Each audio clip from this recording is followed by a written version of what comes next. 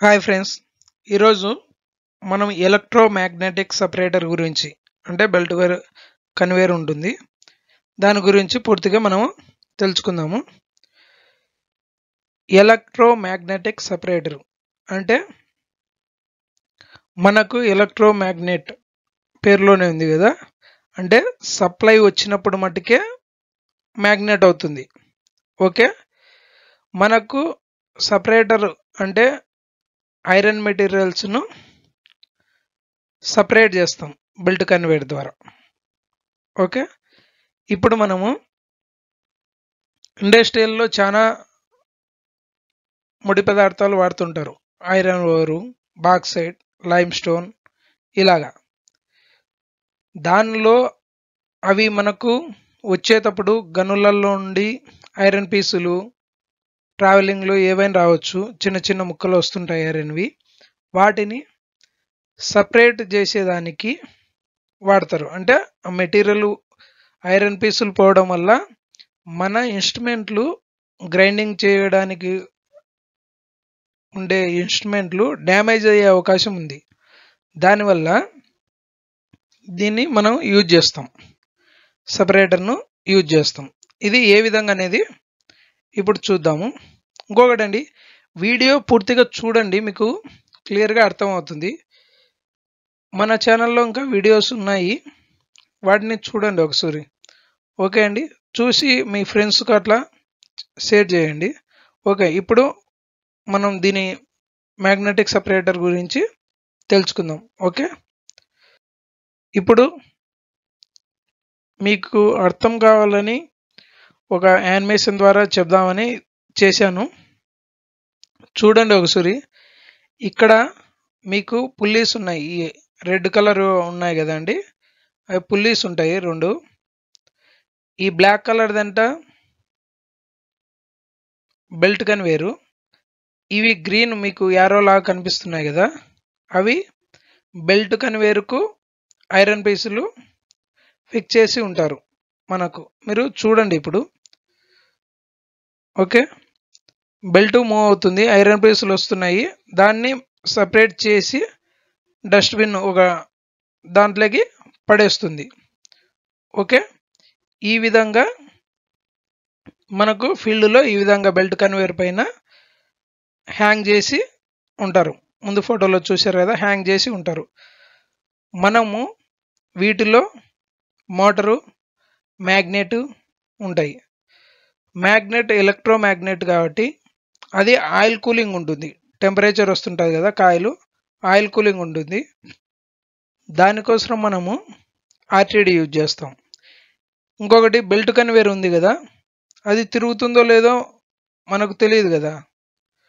Okay, belt దానికోసం జెడ్ఎస్ఎస్ use చేస్తాం, జెడ్ఎస్ఎస్ను use చేస్తాం. ఓకే, మనకు దీంట్లో యూజ్ చేస్తుండేది టెంపరేచర్కు ఆర్టీడీ, జెడ్ఎస్ఎస్ ఒకటి, రెండు ఇన్స్ట్రుమెంట్లు ఉంటాయి. ఇంకొకటి ఇది కాయిల్ లోపల ఉండేది డీసీ సప్లై అయి ఉంటుంది. ఓకే, మనకు నెక్స్ట్ ఇప్పుడు చూద్దాము.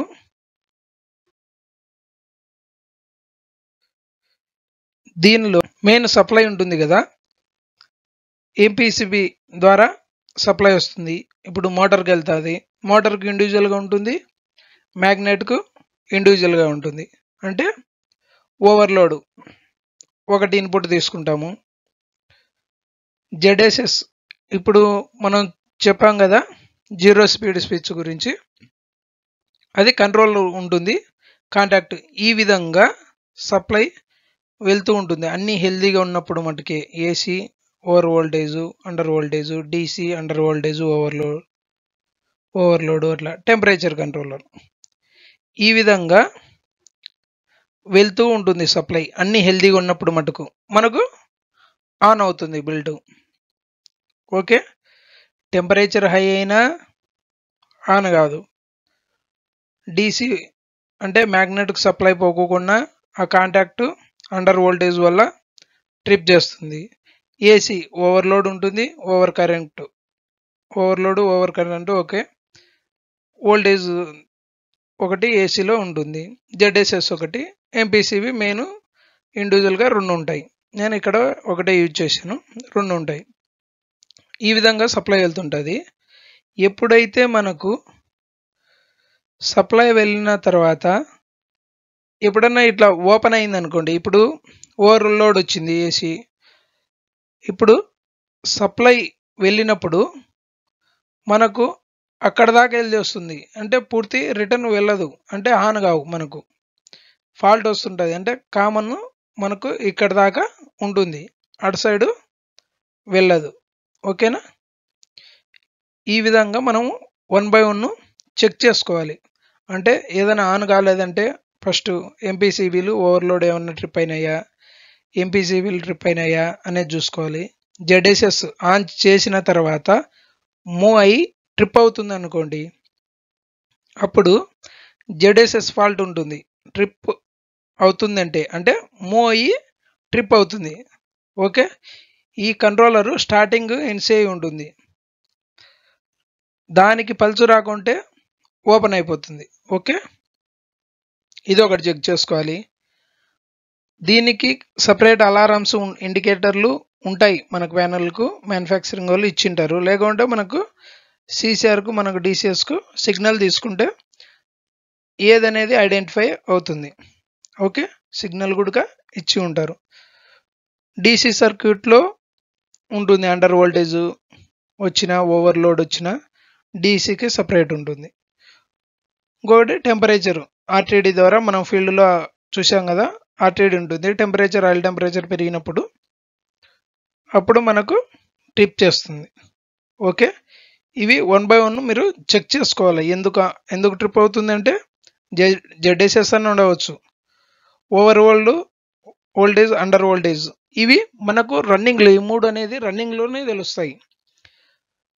ఇంకా కొన్ని అండర్ వోల్టేజ్ అవి స్టార్టింగ్లో కూడా మనకు ఎన్సీఐ ఉంటుంది, నార్మల్గా ఓపెన్ అవుతుంది, అందుకు రన్నింగ్లో ట్రిప్ అవుతుంది.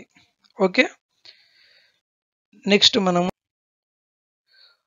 మెయిన్ మనకు మోటార్ ఒకటి ఉంటుంది బెల్ట్ కన్వేయర్ ఆన్ గానికి, ఇంకొకటి మ్యాగ్నెట్ ఉంటుంది, అది డీసీ సప్లై. మోటార్కి వచ్చేసి ఏసీ సప్లై యూజ్ చేస్తాం.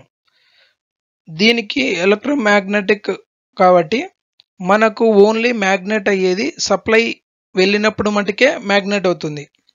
ఓకే, ఫీల్డ్లో మనకు సప్లై వెళ్ళకోకుంటే మ్యాగ్నెట్ కాదు, అంటే సెన్స్ కాదు, అంటే ఆ మెటల్ పార్ట్స్ను అట్రాక్ట్ చేయలేదు.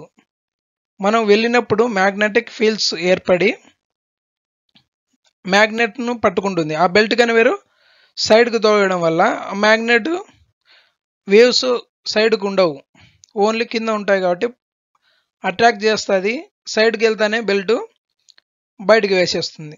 ఈ విధంగా చేస్తుంది. ఇప్పుడు మనకు డీసీ సప్లైలో మెయిన్ రెక్టిఫైర్ సర్క్యూట్ ఉంటుంది, ఏసీ ఇన్ ఉంటుంది, అవుట్ ఉంటుంది. అవుట్ అనేది డైరెక్ట్ మనకు మ్యాగ్నెటిక్ డీసీ కాయిల్కు వెళ్తుంది, మ్యాగ్నెటిక్ అయి కనెక్ట్ అయి ఉంటాయి.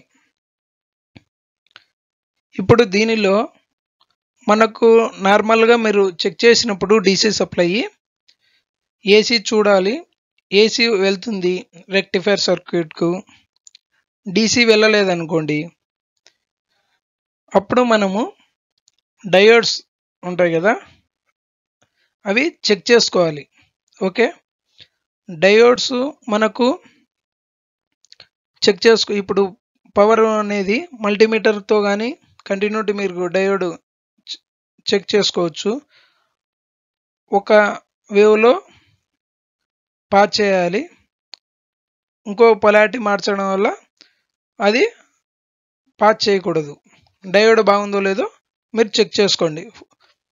ఎన్ని డయోడ్స్ ఉన్నాయో అన్ని చెక్ చేసుకొని ఏదన్నా ఓపెన్ అయింటే దాన్ని రీప్లేస్ చేయండి, డీసీ అవుట్ వస్తుంది. ఓకే, మెయిన్ ఎక్కువగా ఫీల్డ్లో మ్యాగ్నెట్ ఉంటుంది కదా, కాయిల్స్ ఉంటాయి కదా, అక్కడ మ్యాగ్నెటిక్ ఫీల్డ్స్ ఏర్పడినప్పుడు మ్యాగ్నెట్స్ ఎక్కువ, మెటల్ పార్ట్స్ ఎక్కువ ఉన్నాయనుకో, అట్రాక్ట్ కావడం వల్ల లోడ్ వస్తుంది. అవి అట్రాక్ట్ అయినప్పుడు మ్యాగ్నెట్ మెటల్ పీసులు వచ్చినప్పుడు దీనికి లోడ్ వస్తుంది. లోడ్ రావడం వల్ల కొన్ని డయోడ్స్ ఎప్పుడన్నా ఎక్కువ ఉండడం వల్ల లోడు పోయే అవకాశం ఉంది. డయోడ్స్ చెక్ చేసుకోవాలి, రీప్లేస్ చేసుకోవాలి. మనకు ఎప్పుడైనా కానీ ఇవి స్పేర్ తెప్పించుకోవాలి. ఓకే అండి. ఈ విధంగా మ్యాగ్నెటిక్ సపరేటర్ అనేది పనిచేస్తుంది. ఈ విధంగా మీరు 1 by 1 ఆల్టర్నేట్గా చెక్ చేసుకోండి. అంటే నేను సింపుల్గా మీకు అర్థం కానికి చెప్పాను. మీకు డ్రాయింగ్లో క్లియర్గా టెర్మినల్ నెంబర్స్తో సహా ఉంటాయి.